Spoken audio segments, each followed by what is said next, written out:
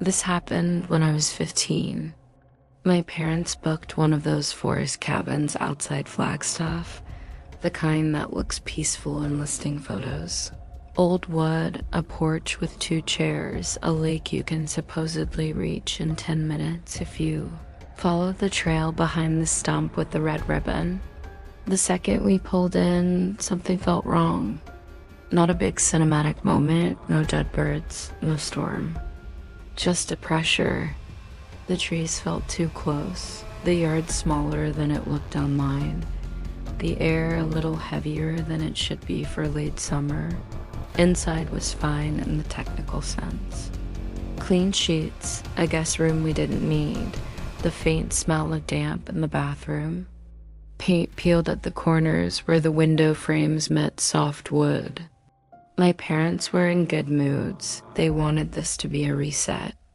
I wanted that too, so I let it go.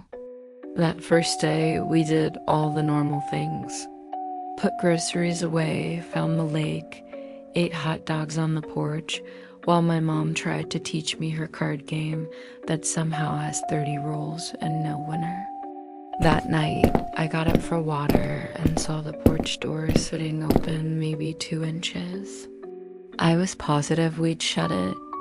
I pushed it closed, flipped the lock, went back to bed, and pretended the clack of the latch meant something solid. Morning brought small, dismissible details.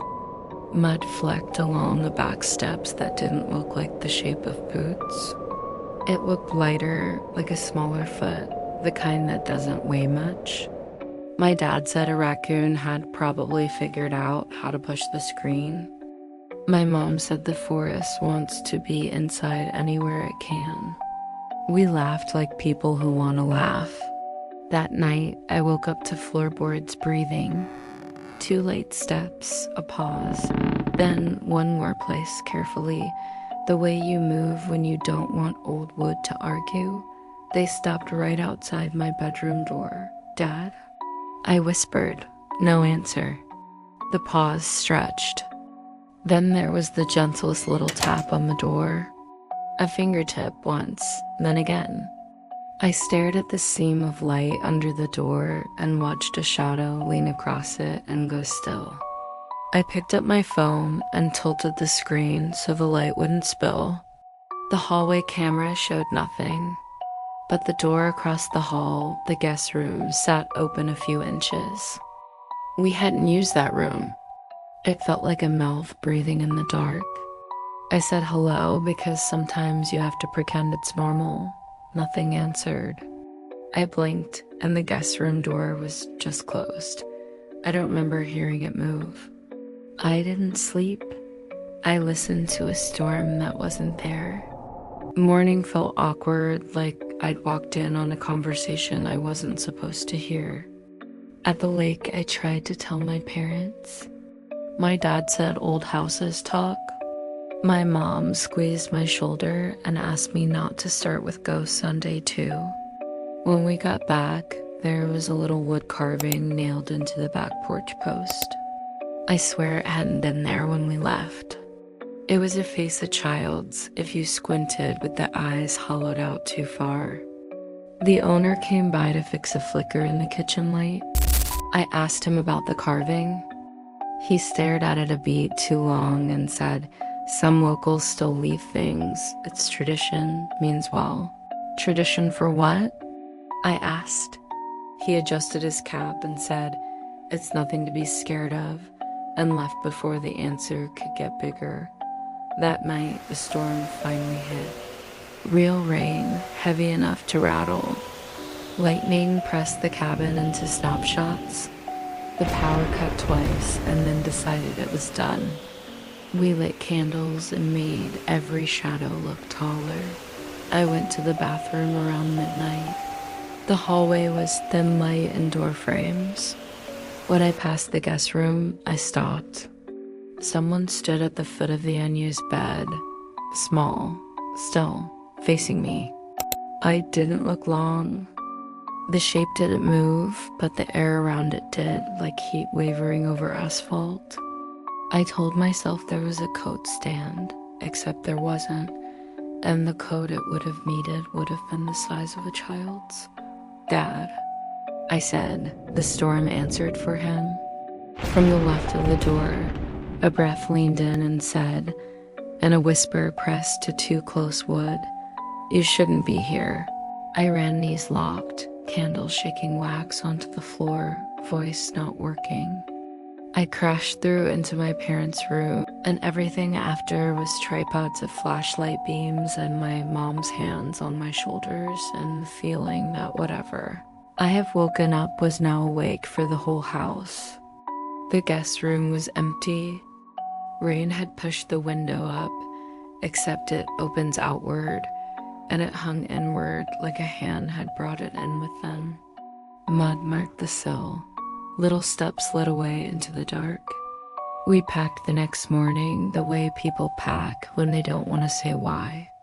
On the road, the trees pulled back and became a normal forest again. I kept my eyes on the mirror.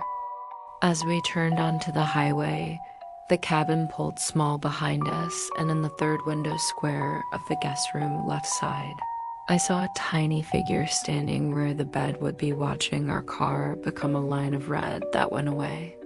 I blinked. It wasn't there anymore. 2 weeks later, my mom got a call. The rental company apologized for a calendar error and refunded us. The cabin, they said, was supposed to be blocked for maintenance due to a prior incident that involved a break-in years ago and a child. They didn't speak the last word. We didn't go back. I don't use the word haunted. But sometimes in houses that are too quiet, I hear a fingertip tap a door as if it knows my name, and a breath step close enough to say a rule I can't argue with. "You shouldn't be here." I was 12 when my parents rented a big white house in Vermont that had exactly the look brochures love.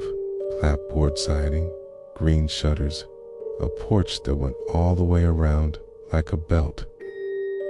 The agent said it had 3 floors, but the third was basically an attic with one finished room.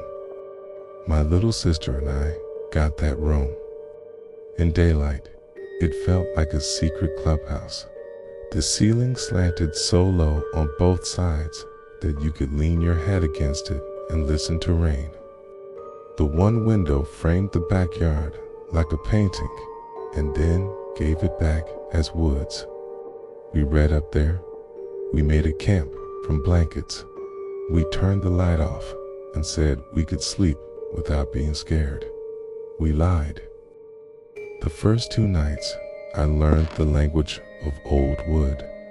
A house built before you were born learns your name faster than you learn its. On the 3rd night, the room made a new sound. A small scrape, not quite a scratch, from the little door set into the wall, the one with the cheap metal lock and the paint that didn't match.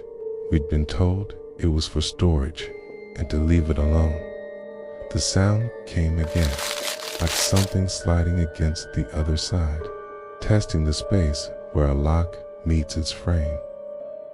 Morning added one detail, the thin new mark across the lock's face, like a key that wasn't a key had missed and left a reminder. I ran my fingernail across it and felt where the metal had given just a little. That night, I read with a flashlight under the blanket, because sometimes you need to hide while still being able to see. My sister fell asleep. The house did the thing old houses do, where the quiet gets louder.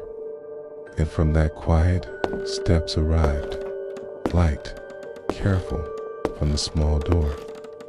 I shut off the flashlight and listened to something move, wait, the way a person does when they are trying not to bother anyone. The steps crossed to the foot of the bed and didn't push the bed down. I stared at the ceiling, seeing the way you stare when you're trying to pretend you don't have eyes. A whisper found the room. It was one word, like a breath that had to choose, and it chose Go. I froze the way you do when you think not moving is a spell. The small door creaked open to a width you could slide a letter through. The shape in that space wasn't tall enough to be my dad, wasn't the right silhouette to be my mom. It wasn't anything you can explain without making your voice sound embarrassed. I shouted my sister's name, and the sound broke the shape. The door sat as if it had never moved. We slept under the covers because thin cotton has protected children for 1,000 years. The weak, unspooled, and careful wrongness. A book I left straight became face down. Chair's front legs edged off the carpet and onto wood. My sister's red toy truck went missing and came back 2 days later, parked beside the small door. Wheels aligned like it had obeyed a rule.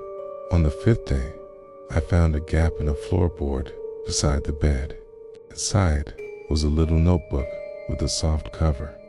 Most of it was empty, but a handful of pages held names I didn't know and dates too far apart to belong to one family. Next to some names, a neat line crossed them out. Few were circled. On the last written page, my first name had been added, small, like someone had done it quietly. It wasn't circled yet. That night, the mattress told me someone sat down. It's not heavy. Careful, like putting a full cup on a table and not wanting to spill. I kept my eyes shut. Rough fingers traced the side of my face like a blind person learning what a cheek is. Not a caress, a mapping. The pads felt scratchy, as if skin had become something else and then remembered how to be skinned again. My sister shifted and the weight lifted.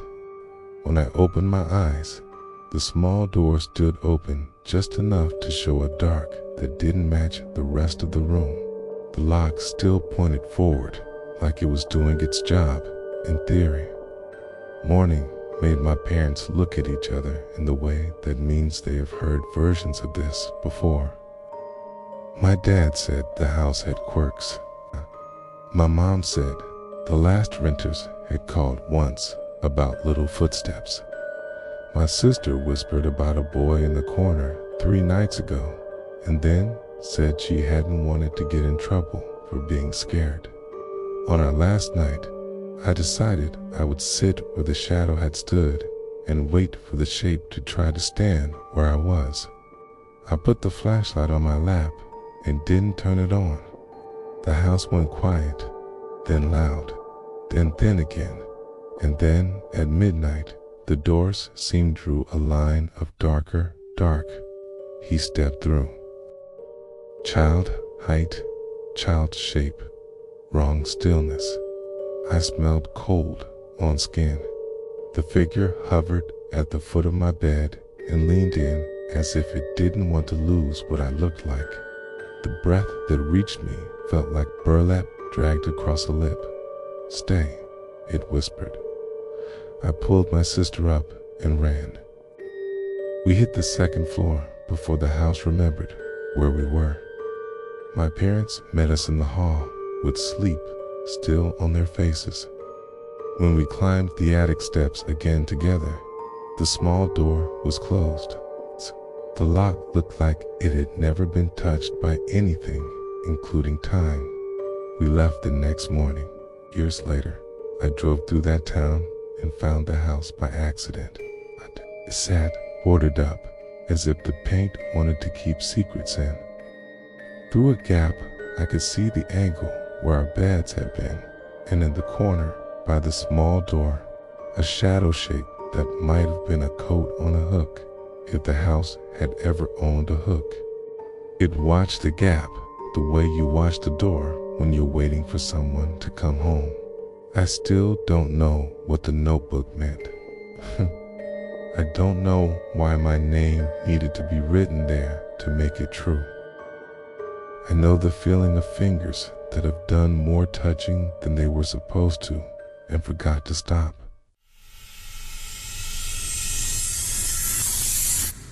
When I was 9, my bedroom window looked directly into the house behind ours.